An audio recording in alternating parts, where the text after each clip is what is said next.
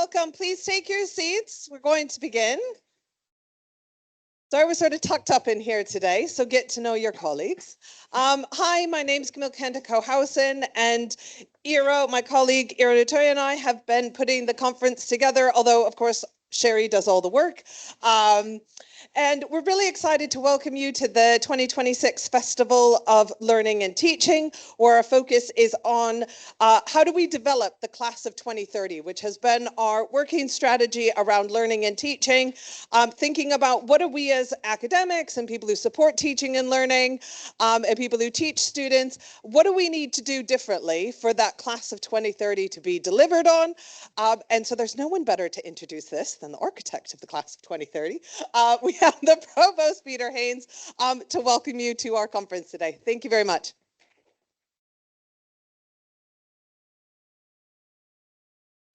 Thank you very much indeed, Camille, and good morning and a very warm welcome to all of you. It's my pleasure to open this year's Festival of Learning and Teaching, and to see so many colleagues here who I know from my experience are very deeply committed to education in all its forms.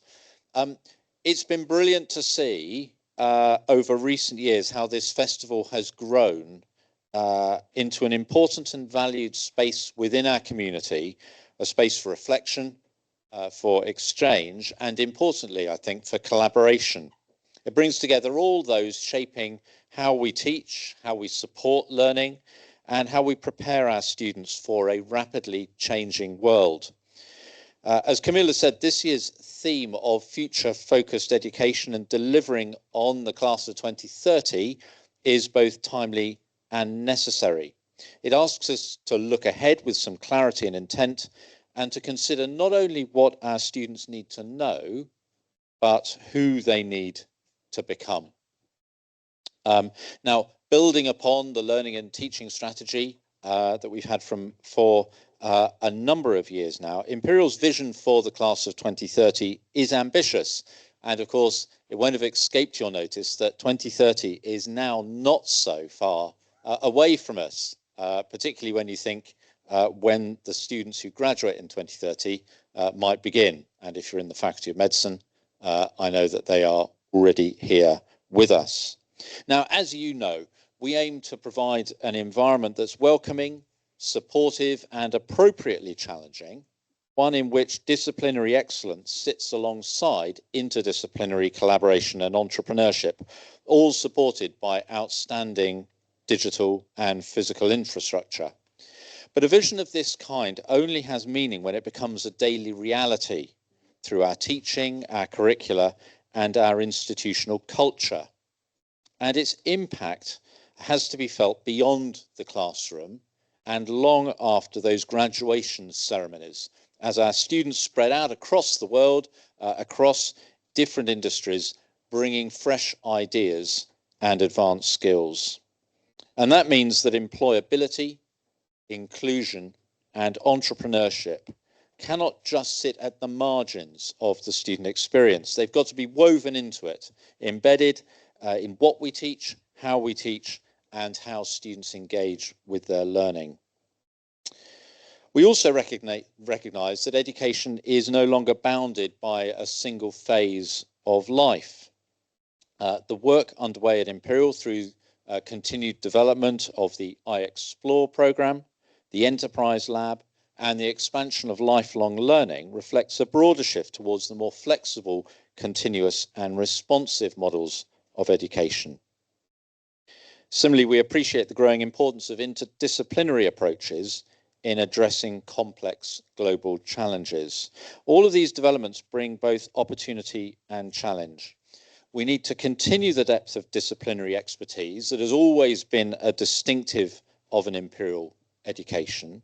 At the same time, we need to expose our students to the breadth of opportunities for them to apply their skills and knowledge.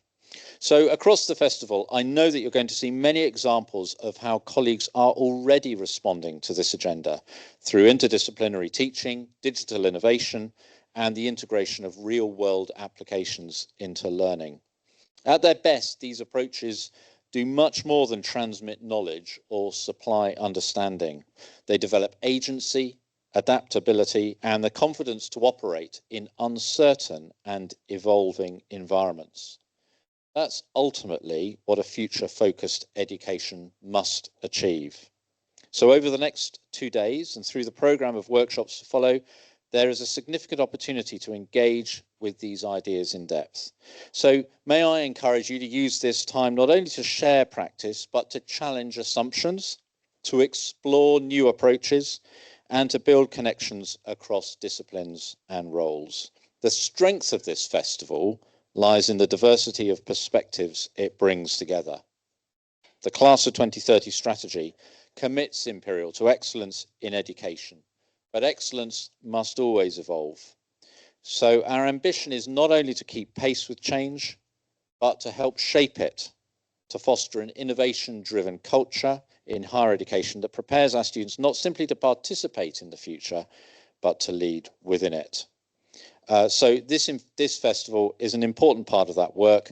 It's an opportunity to learn from one another, share ideas, and consider how we can collectively deliver on the promise of Class of 2030. So thank you for being part of it, and I hope you find the discussions both stimulating and productive. Thank you very much.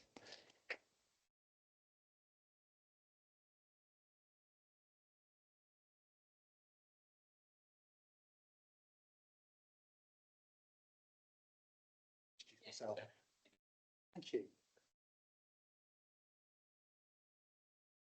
Good morning, everybody. Let's see if I can move this along. Filming and photography are taking place, and we're at a festival of teaching and learning, so that's a good start.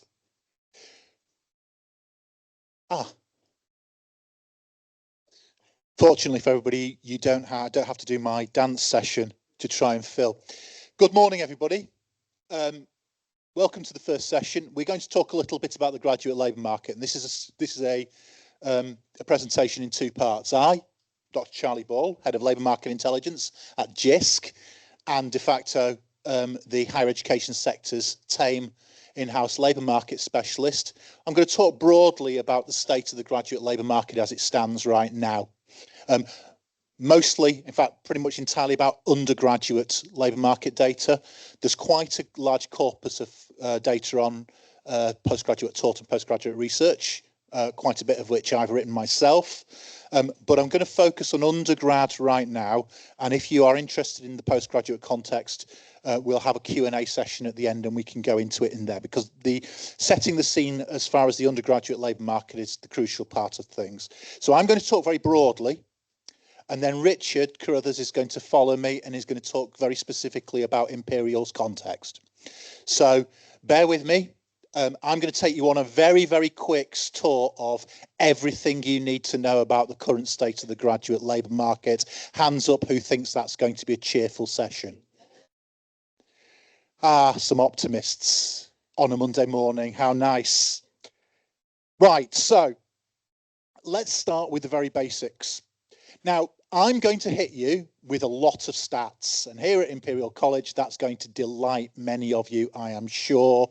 I am also going to tell you to disregard them to a large extent, because we're talking about the labour market here, and labour market data is one of two things.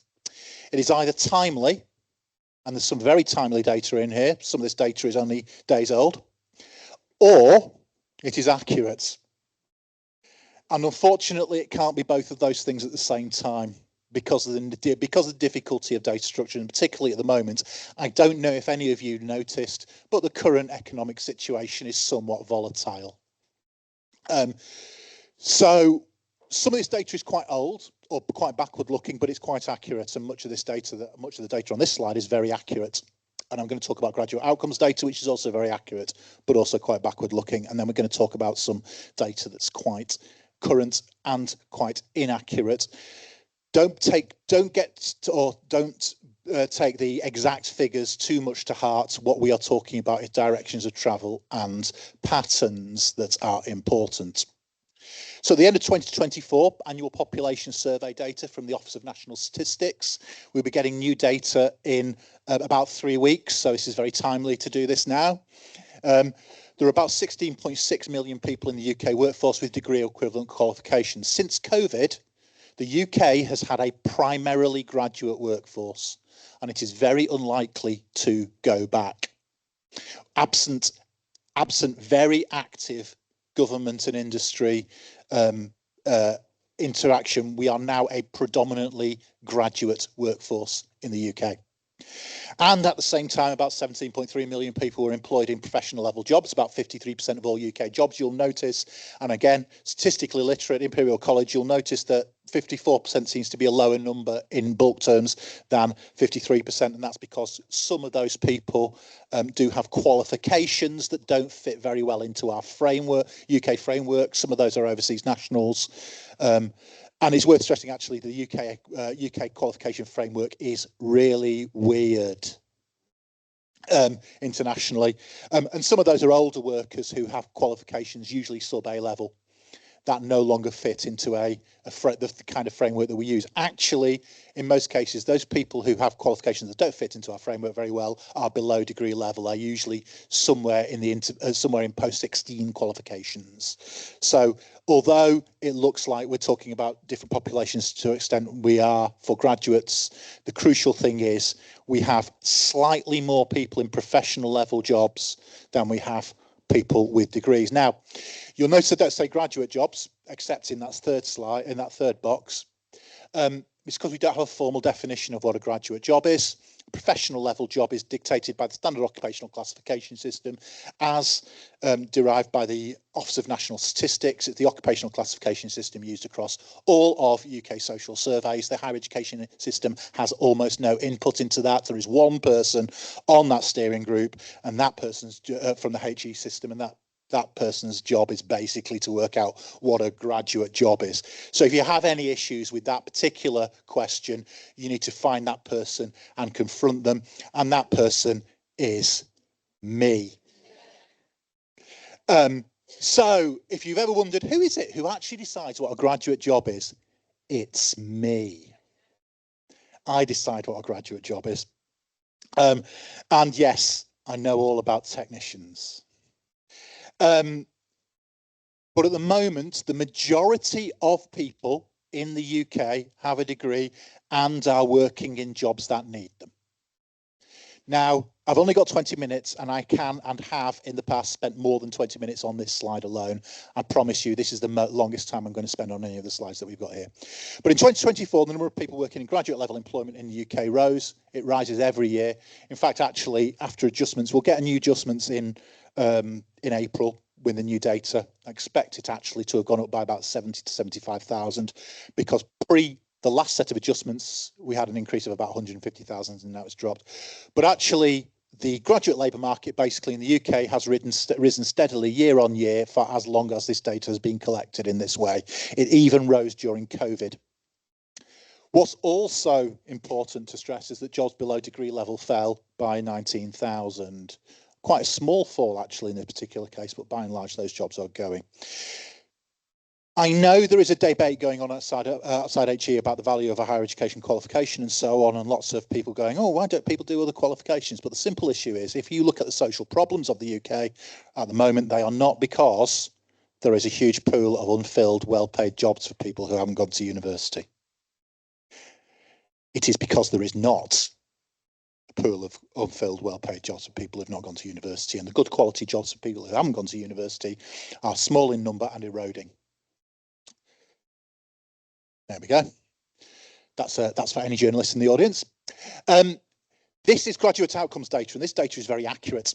It is not timely, but it is very accurate. It is a very large survey. It's the largest social survey conducted annually in the UK. It's high quality data. It's such high quality data from a labour market perspective. It is the only labour market data that the Office of National Statistics considers high enough quality to have the designation of an official statistic, and that includes all of the Office of National Statistics' own data.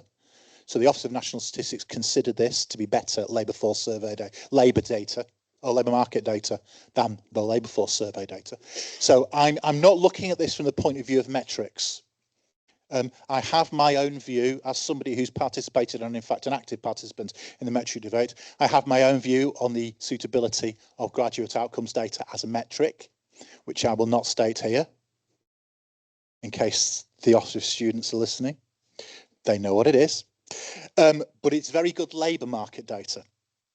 Now, the most recent data we have, or the most recent data we have published, because we're busy collating the data for the subsequent year, 2023-24.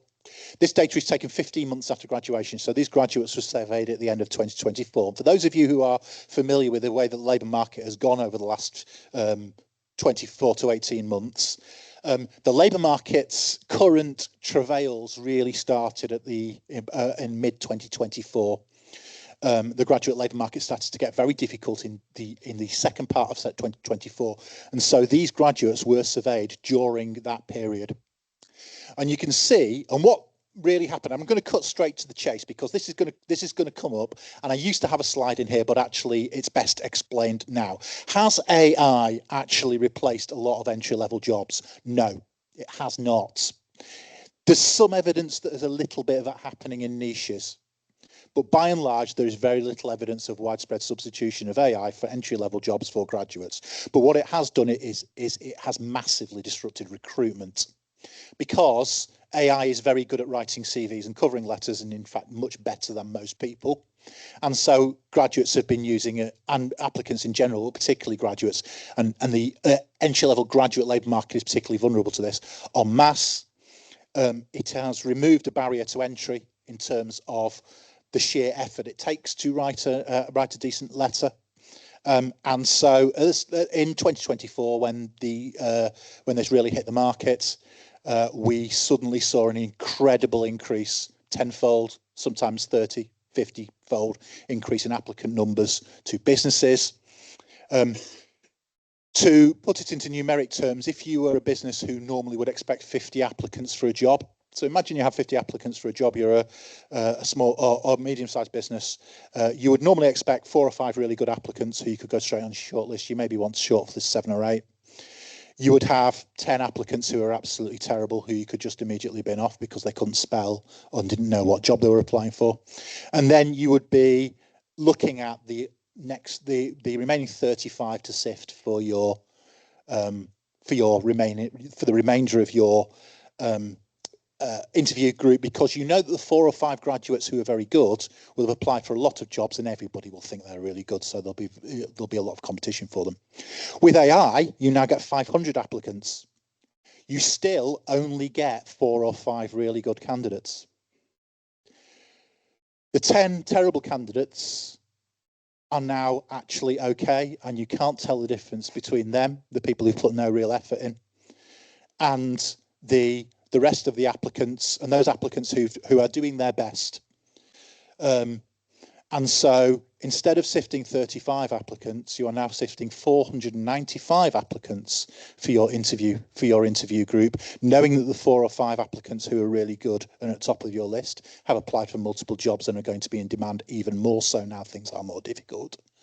And as lots of employers reported, what that meant is that they were calling people to interview who had no idea what job they'd applied for and were completely unprepared for it.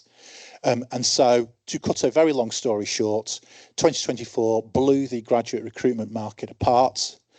Businesses put in an order of magnitude more effort and spent a lot more of their recruitment budget on initial sifts that were less effective than in the past. Now, from the student point of view, of course, what it meant was everything seemed a lot more competitive and scary and horrible. The effect this had on the graduate labour market and the stats for graduates was, in fact, really quite small. We did see an increase in unemployment because the labour market got difficult, and over 6% for this data set is not brilliant, but it's nothing to be desperately alarmed about. The full-time working rate went down. We saw an increase in further study. Working and studying, by the way, in this group are all people who are in full-time work, so they're all working at least a 5-day week, but they're also taking a formal qualification either professionally or academically. So they're all working full-time as well. So we did see a small drop in full-time work, and we did see a small increase in unemployment, but it wasn't anything very stark. Although actually, to be fair, that as a year-on-year increase in unemployment, that is quite high. And if we saw another year-on-year increase in unemployment from the next cohort of that magnitude, things will start to get a bit unpleasant, and we might we might do that. What we don't want to see is the unemployment rate going over 7%. That's generally a signal that things are starting to get very sticky indeed. But actually, despite a substantial change to the graduate recruitment market, and the most substantial change we've seen in a very long time, graduates actually remained in reasonable shape. So normally, in a normal year, you'd expect to see about 80% of graduates employed either full-time or part-time.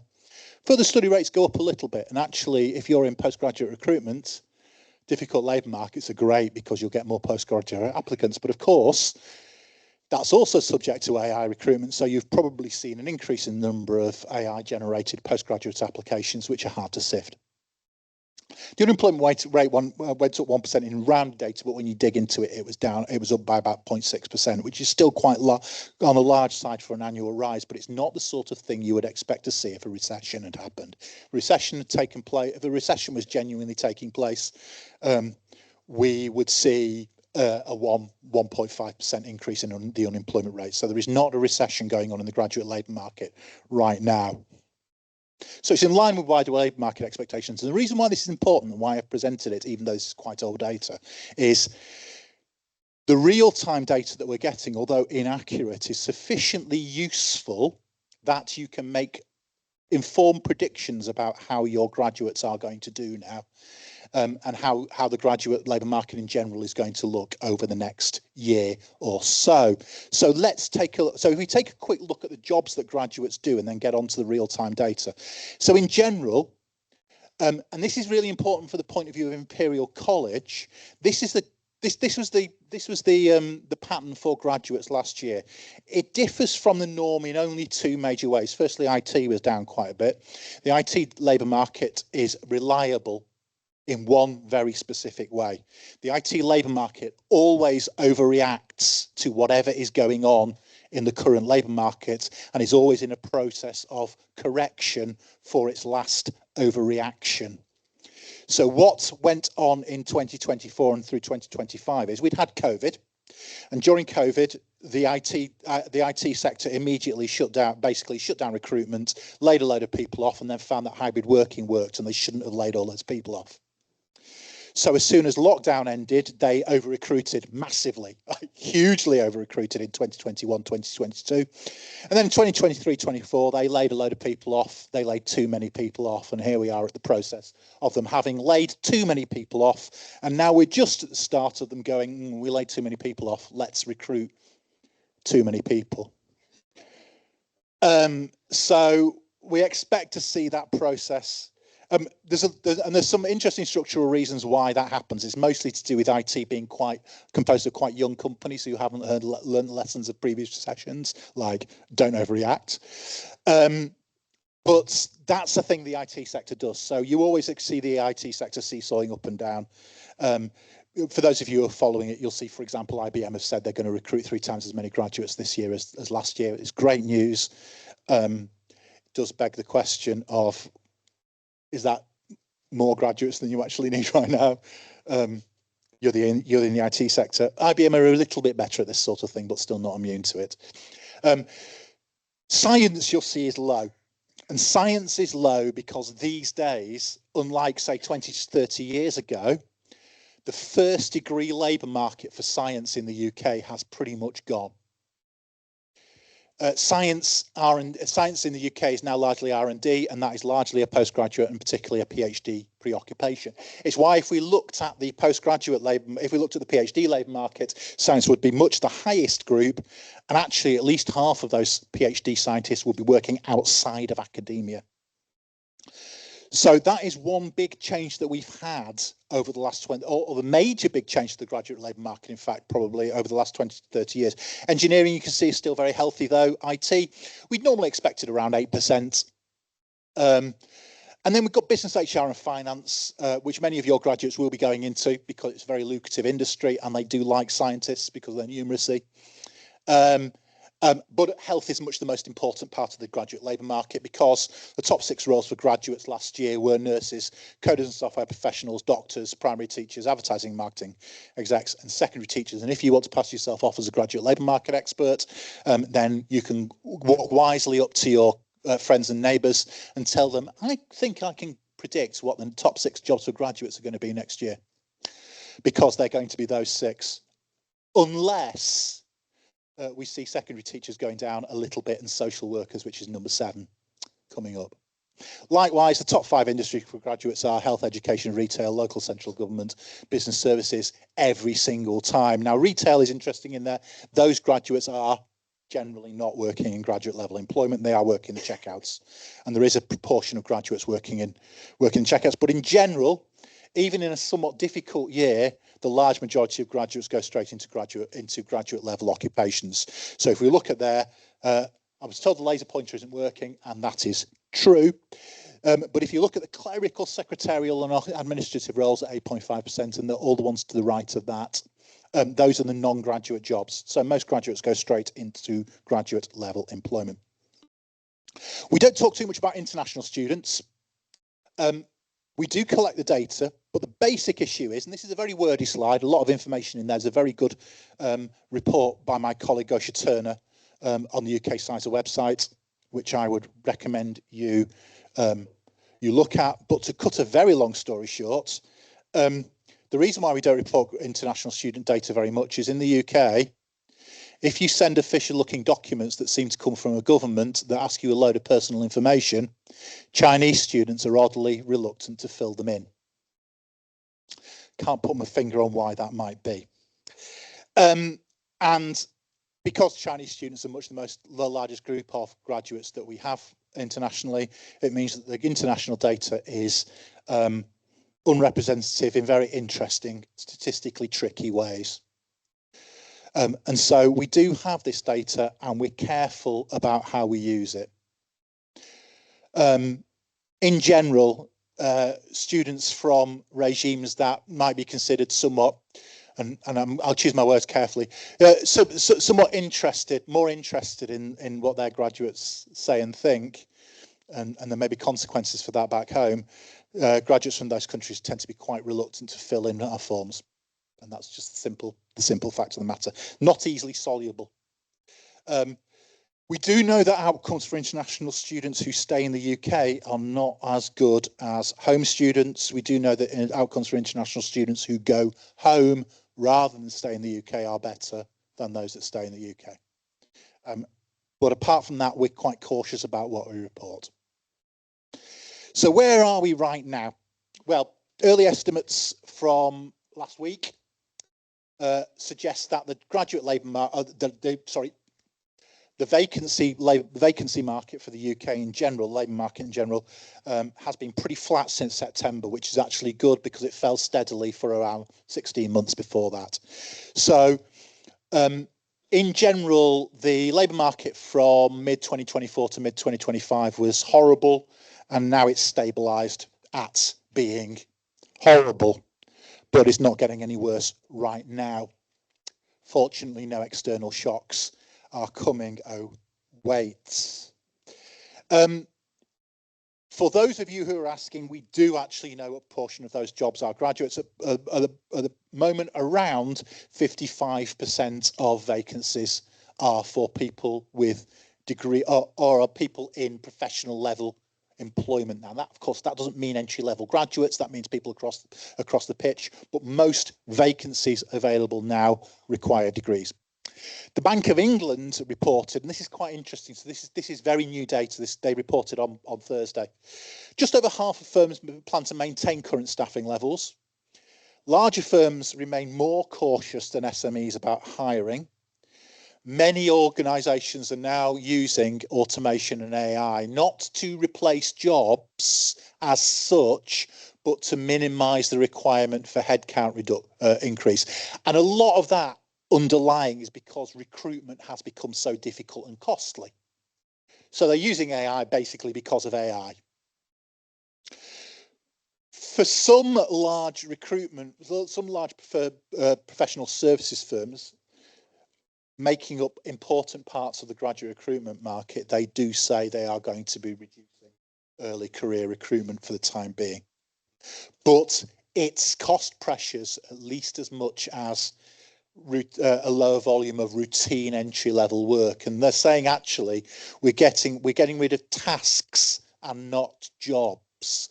And at the moment, we're trying to work out what that means for the employment and the structure of employment we're doing. And also it just costs a flipping fortune to recruit people, and we don't know how it works anymore thanks to AI. So what's interesting here is, and a lot of the data points to, there's actually quite a lot of pent-up demand in the jobs market, particularly at professional level.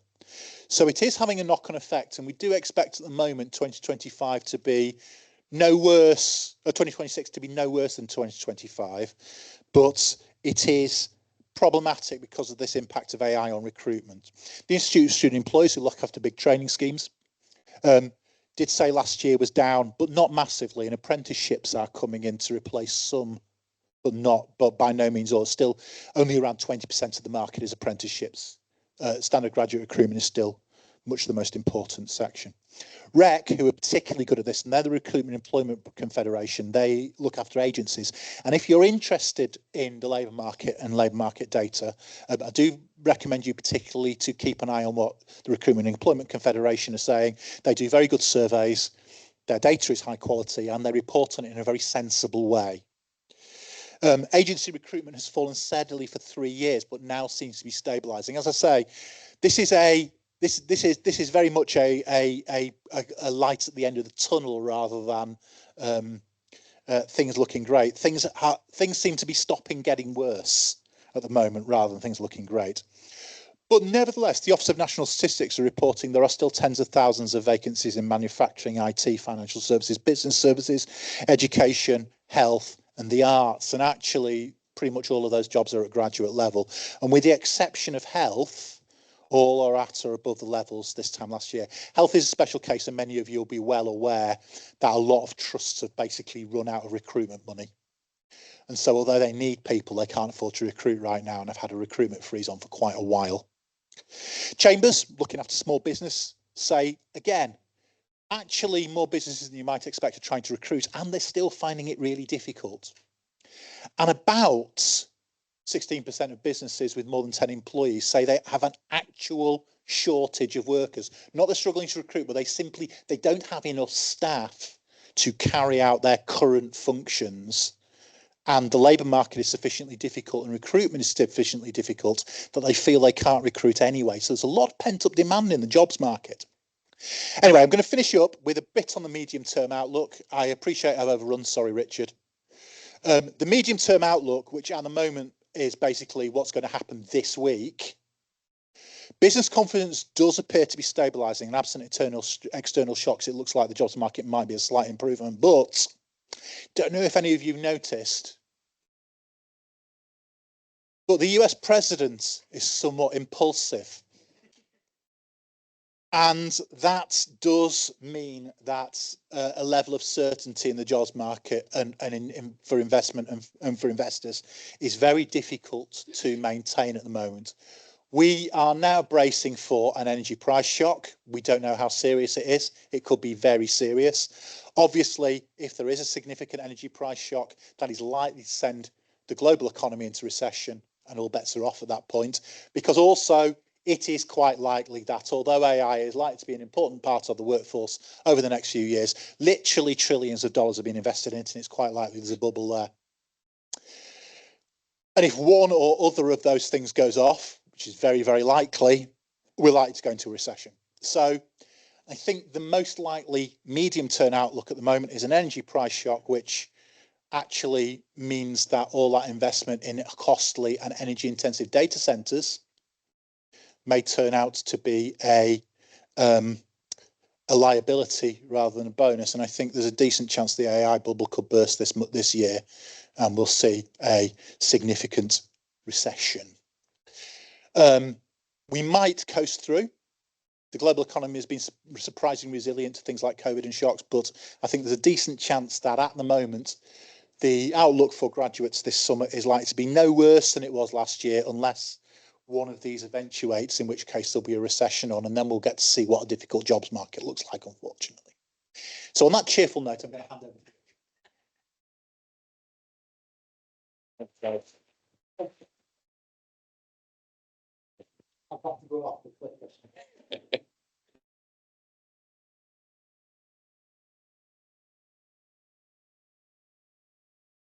Oh, contact details. Oh, yeah. Yeah.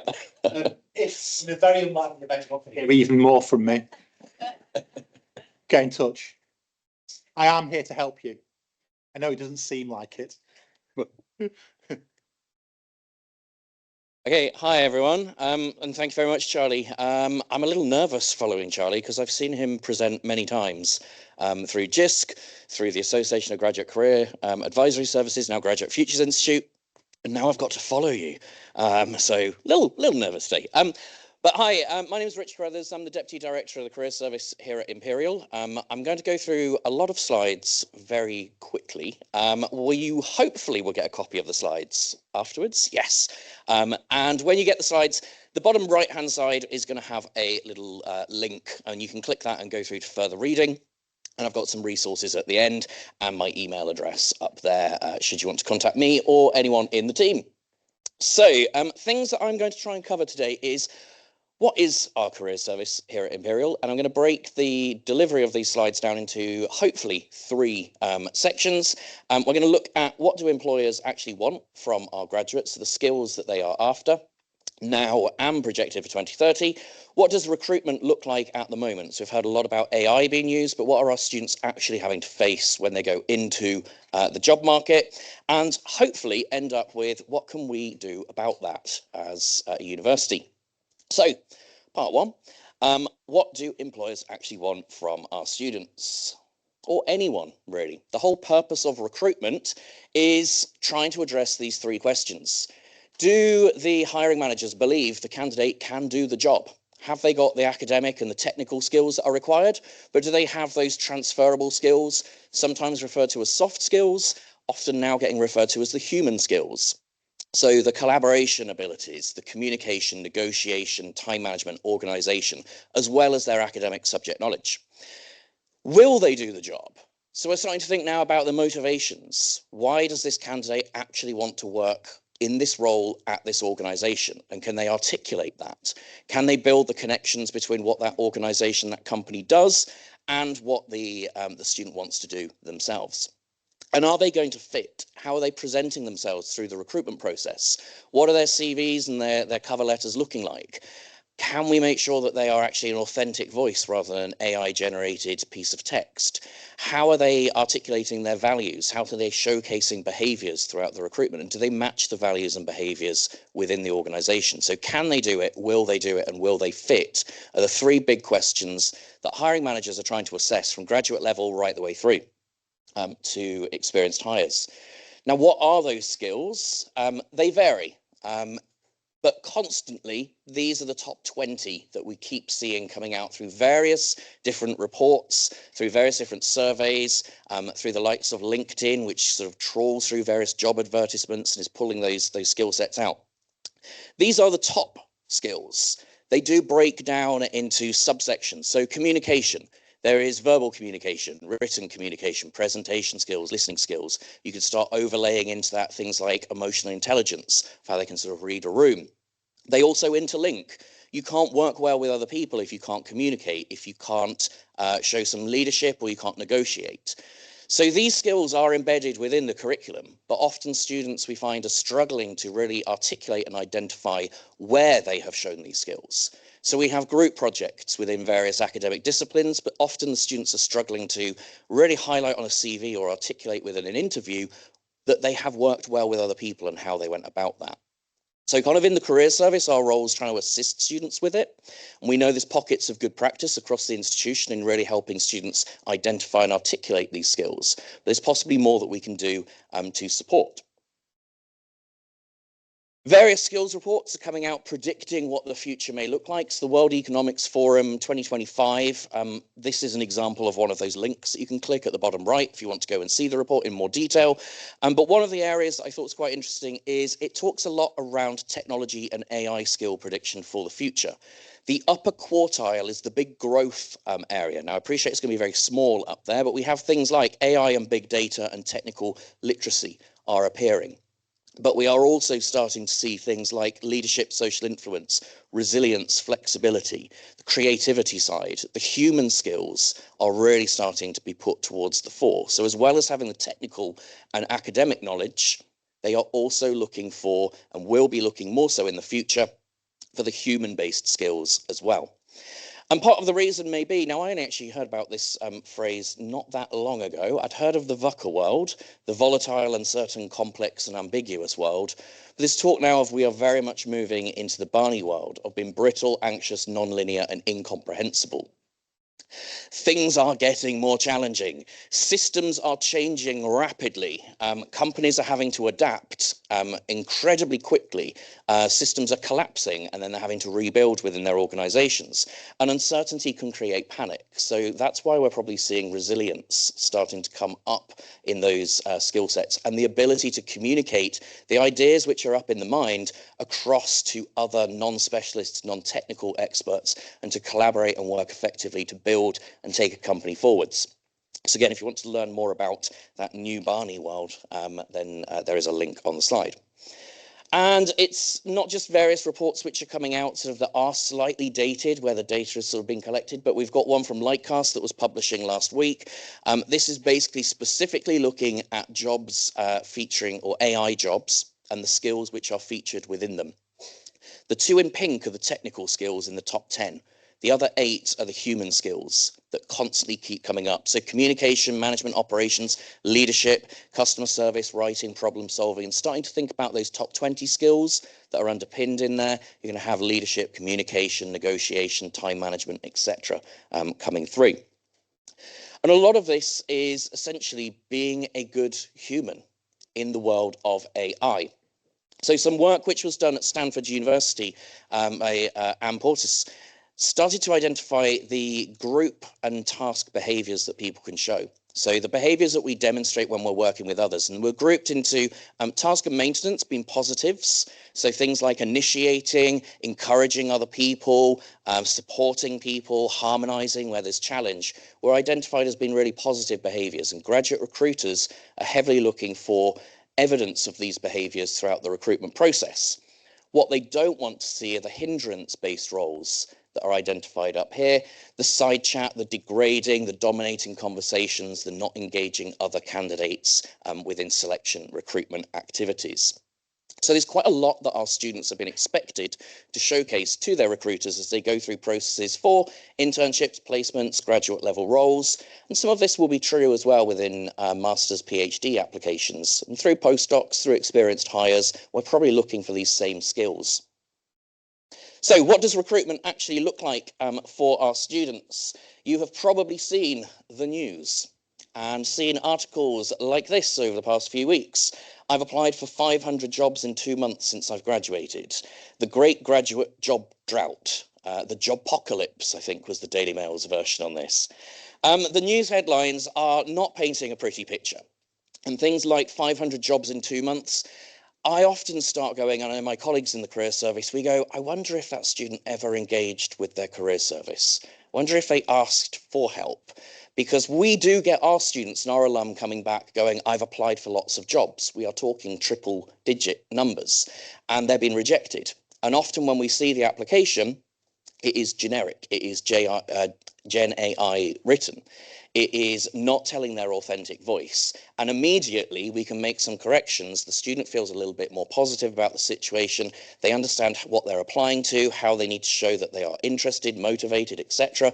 And they can hopefully go forwards and be a little bit more successful in their recruitment hunt. But these sensational headlines, they are out there. And we are seeing that recruitment is changing. So Charlie has mentioned how AI is being used to battle AI. Students are using it, recruiters are using it. We're in this sort of vicious circle, which is creating many, many, many more applicants of a quality which was better than before, but still not very good necessarily. And we are finding it harder to differentiate a excellent candidate from a good candidate with a bit of AI help that in practice may not be able to do the role. So Sam Turnpenny was an ex-graduate recruiter for Accenture, has actually moved firms, but a quote from him about basically saying, what a student's done in the past is a really good way to predict in the future. So if they can articulate how they have worked with other people, how they overcame those challenges, how they supported other individuals in recruitment, in group projects, they are very likely going to succeed in recruitment. and very likely going to do a good job in the future. So past performance, best predictor of future performance. This very small, messy, colourful table, when you get a copy of the slides, will make a lot more sense. But this is essentially showing that recruitment has changed, where AI is being used by some recruiters to assist them in getting that large volume of the first stage in the recruitment funnel, the apply online. There are thousands of applicants coming in for maybe tens of jobs at the end with some of these large recruiters. So they are deploying things like video interviews. They are deploying various online assessments and tasks that students need to go through.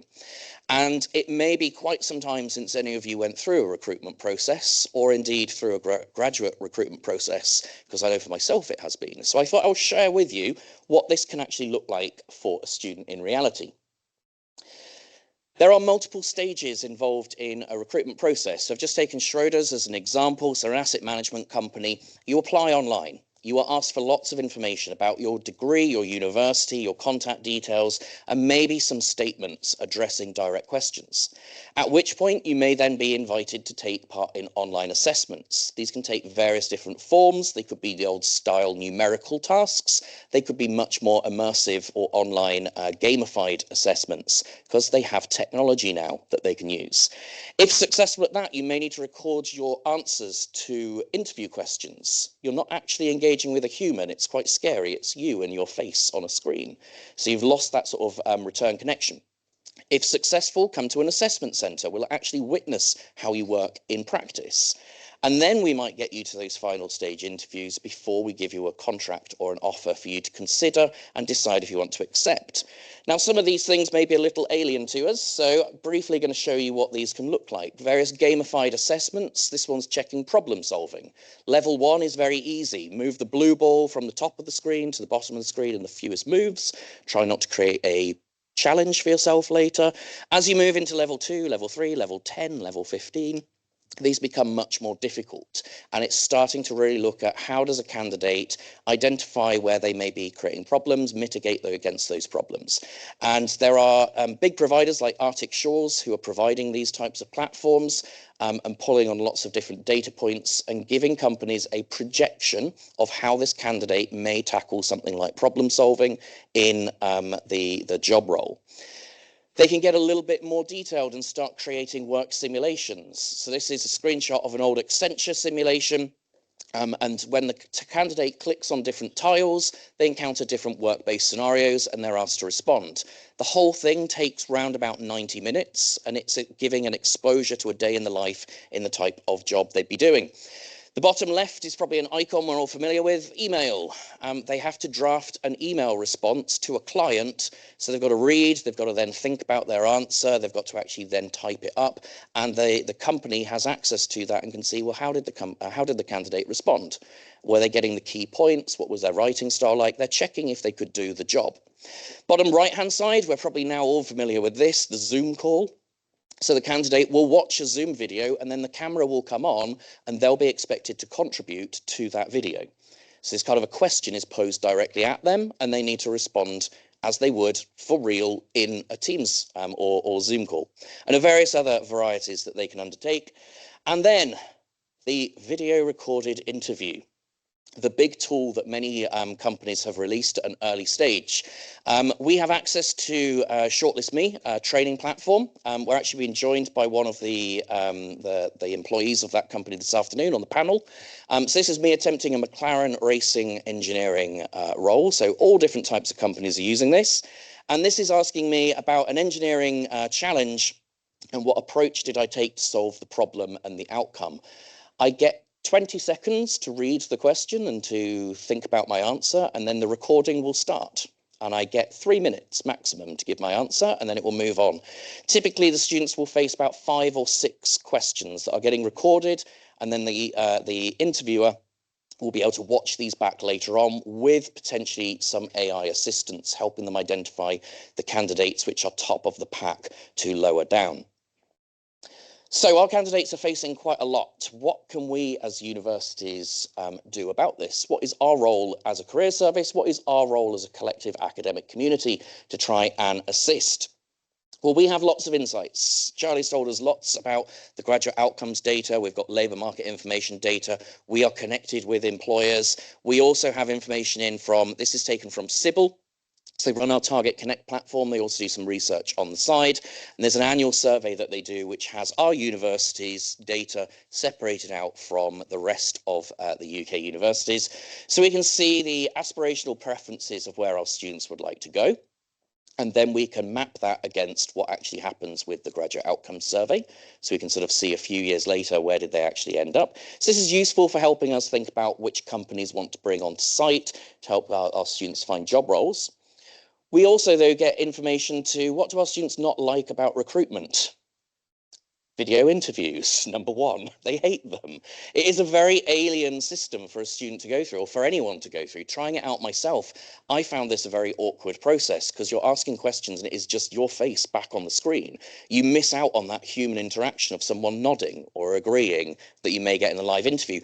But when recruiters are dealing with mass volume of applicants, they cannot meet every single person. They have to figure out ways that they can remove people from the process. As Sam was saying in his quote, it is very difficult, but it has to be done. We need to bring tens of thousands of applications down to maybe several hundred, which we will physically meet and interview for maybe that 100 or so graduate offers being made by these big companies. So we get information in what our students enjoy and disenjoy. Don't enjoy, probably better grammar there. We are also collecting information locally with students engaging with the Target Connect platform. So Jobs Live is the system students use to browse through jobs, to book appointments, attend events. And then when they first log in, they are asked what we call career registration questions.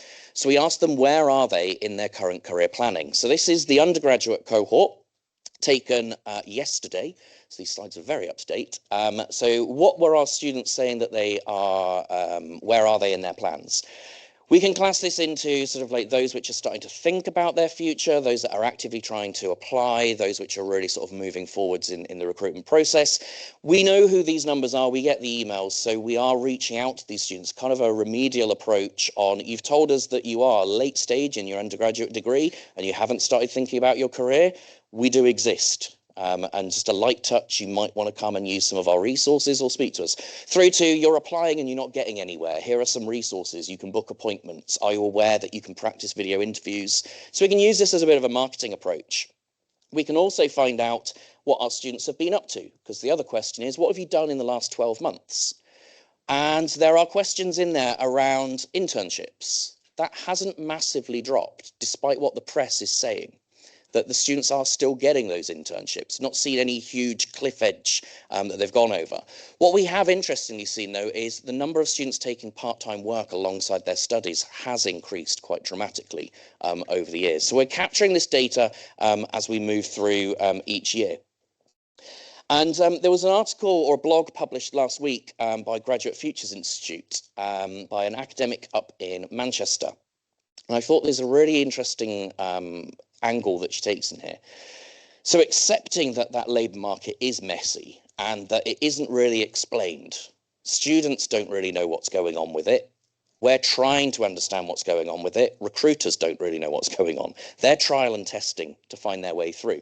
But if we can prepare students for this reality, and we are aware that the skills, those human skills, collaboration, communication, the organisation, they're embedded in the programmes. We just need to figure out how we can help students articulate them in the way that they will be expected to in recruitment. That is probably our best place to assist. And there are some amazingly good pockets of good practice.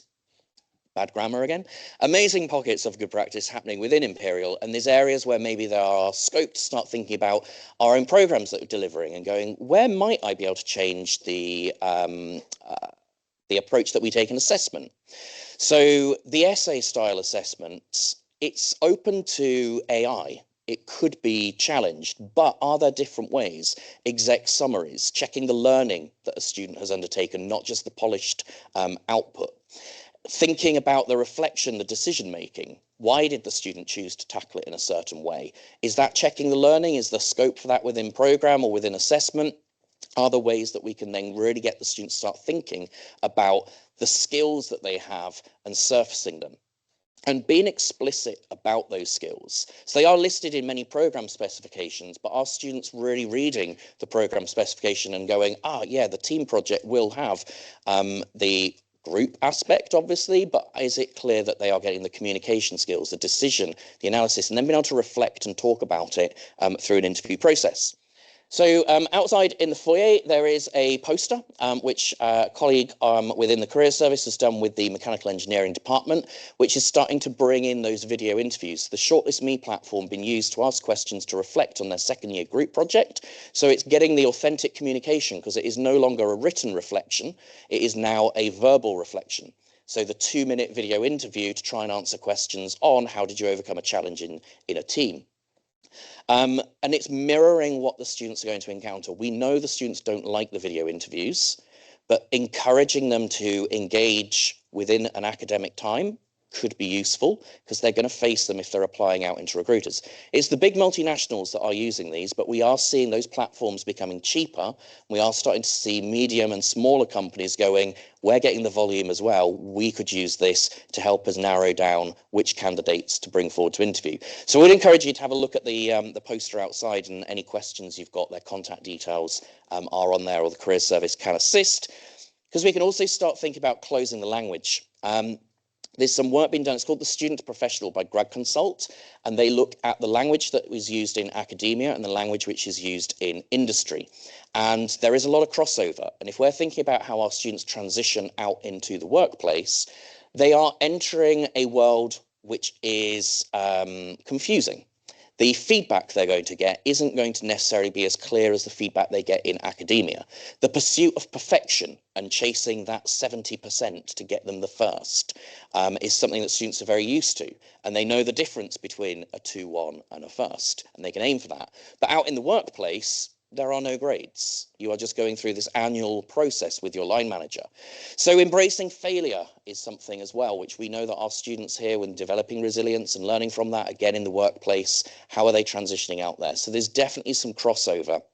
And the student to professional builds upon. And then here within Imperial, there are things like the Attributes and Aspirations online course, which has a transitional module to it. So students can undertake that when they're moving out into industry, be it a placement, be it graduate level recruitment.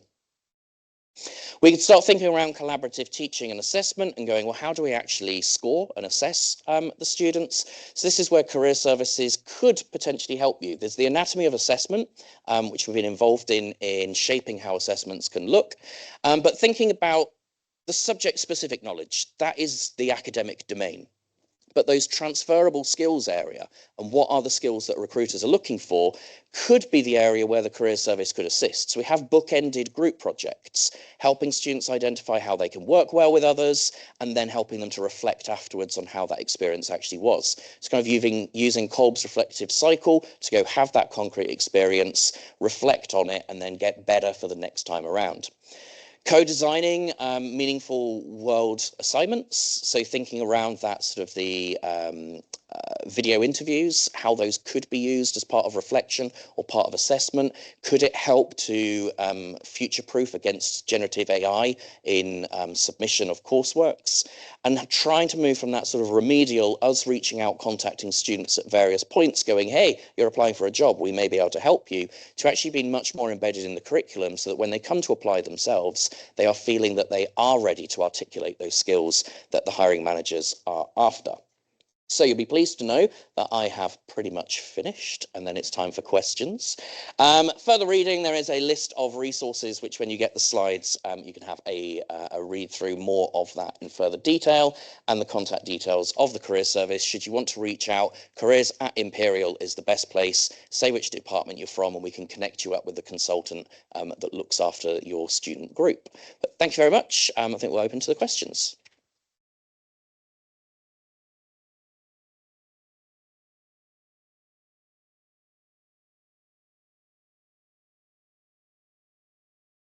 Jerry and Caroline over in line for the roving mic. If you'd like to put your hand up if you've got a question, and just wait until the mic has reached you.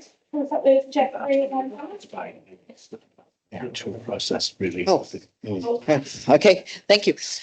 Richard, I thought it was really interesting that when you told us about what the employers are looking for in our students, two things on your list were confidence, and the other one was character and personality. I thought this is really interesting because, of course, we can teach a few tricks to our students, but a lot of these is really how we've nurtured the students and how we've managed to get things out of them. And I thought, as somebody neurodivergent myself, I thought this is so not inclusive for a lot of our neurodivergent students. And we know that Imperial has a very high percentage of these individuals because it's often associated with creativity, problem solving.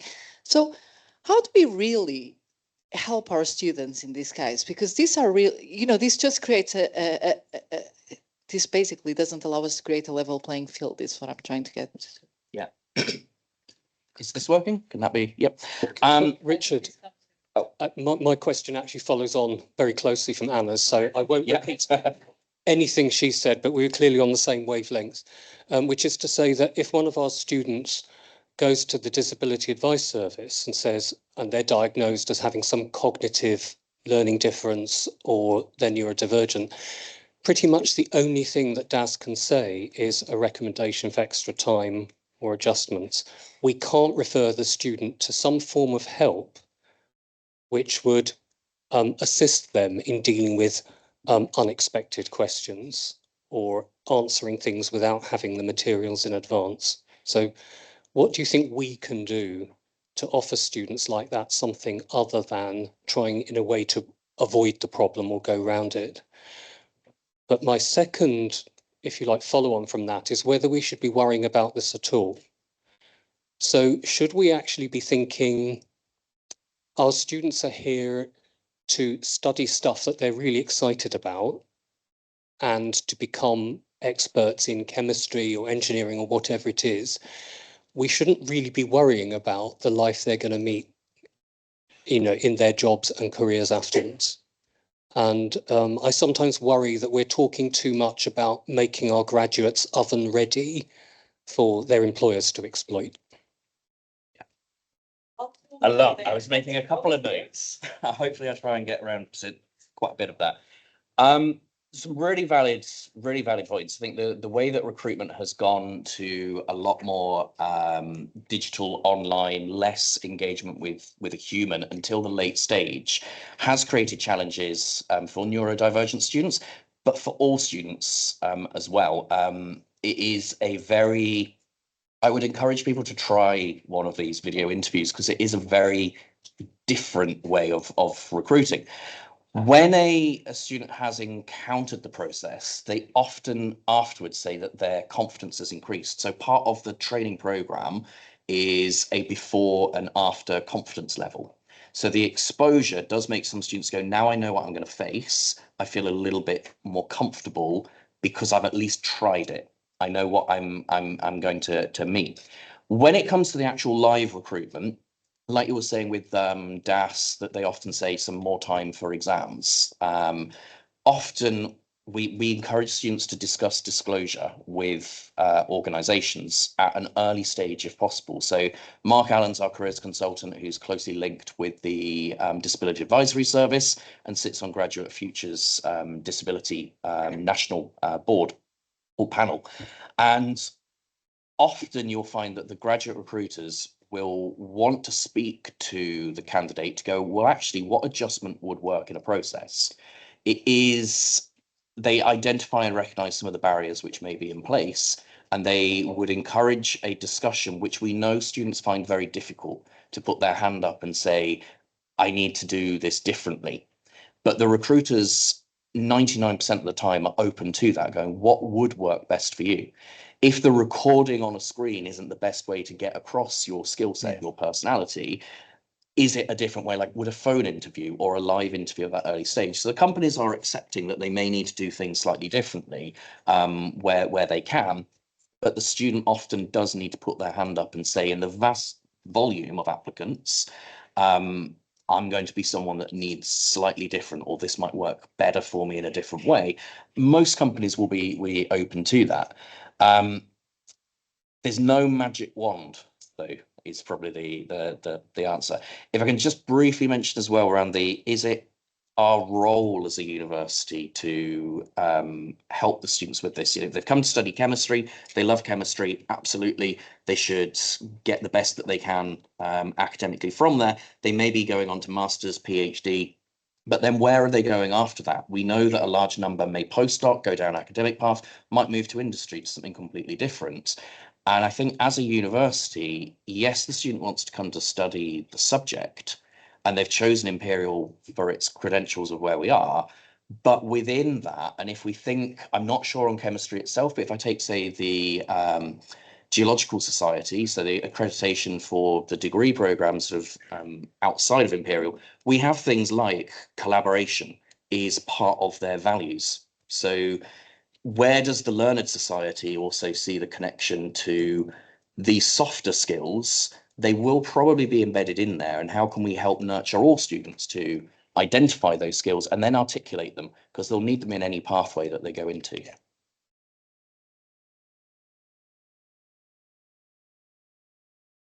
Yep. Hello.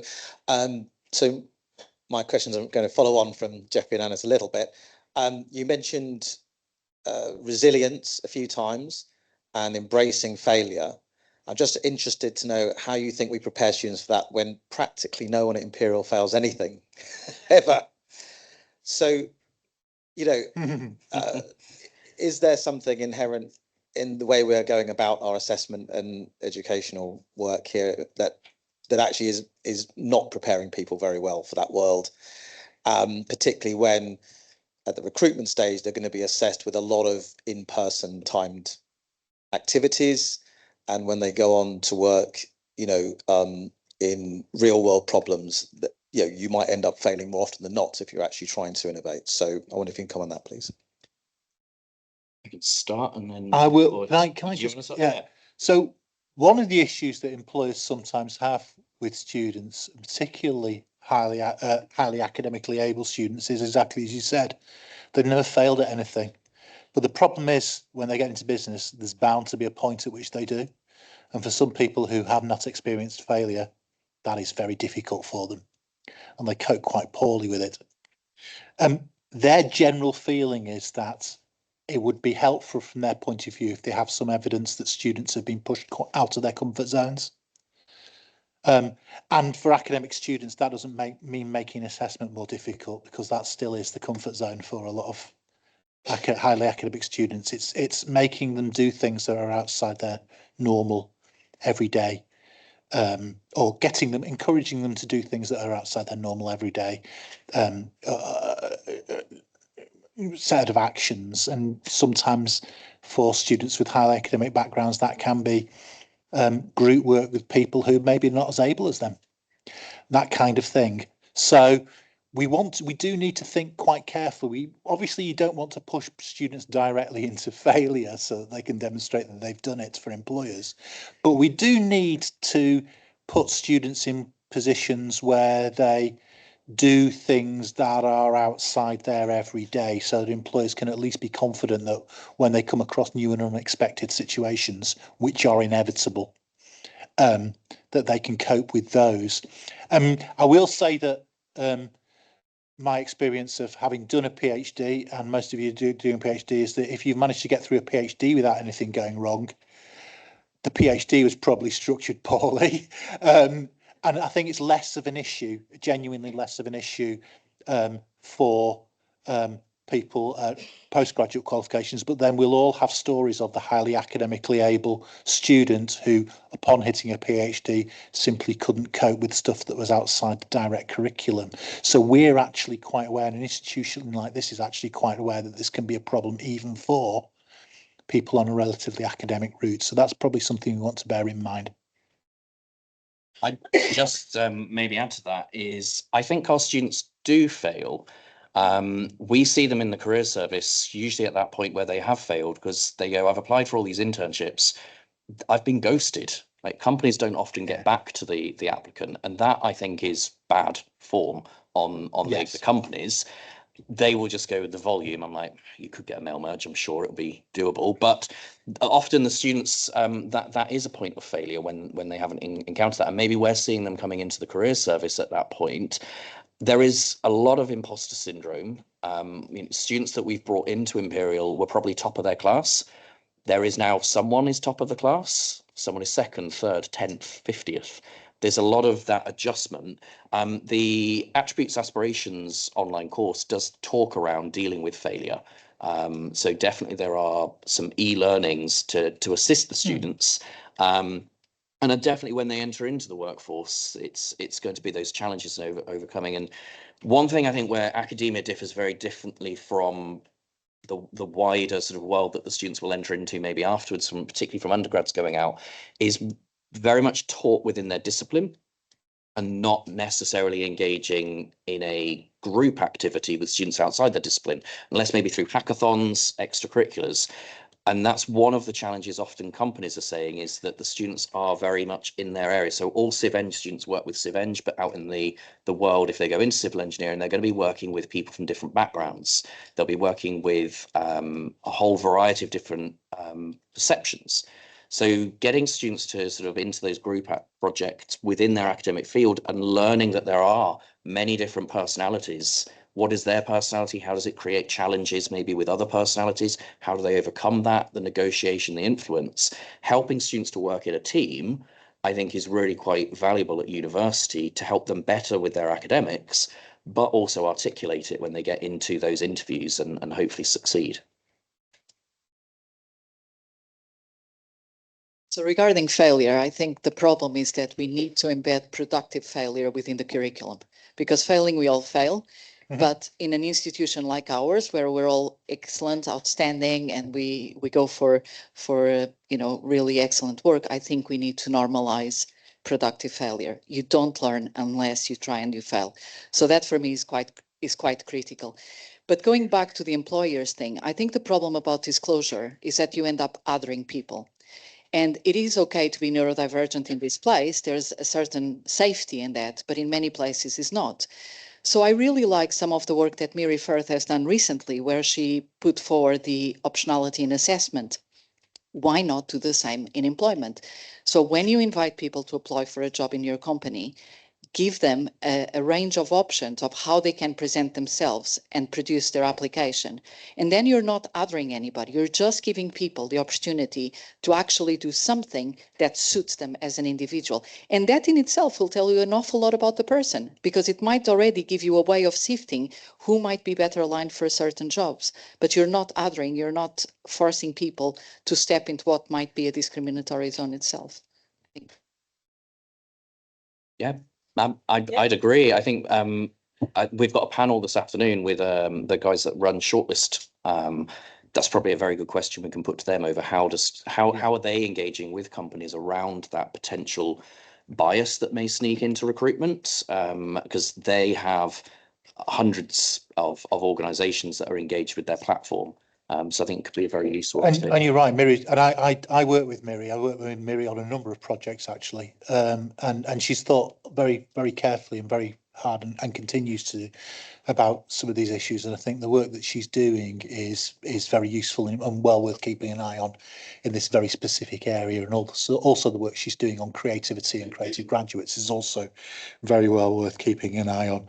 I think we have to be realistic and say, particularly at times when businesses' recruitment budgets are under a significant amount of pressure at the moment, that it will be a tough ask getting them to spend more money on recruitment at the moment. Not that it's not worth doing, but we'll need to make a very good case for them. And I think actually this is a good, because although you're right, many organisations are not terribly interested in making accommodation for people with cognitive differences.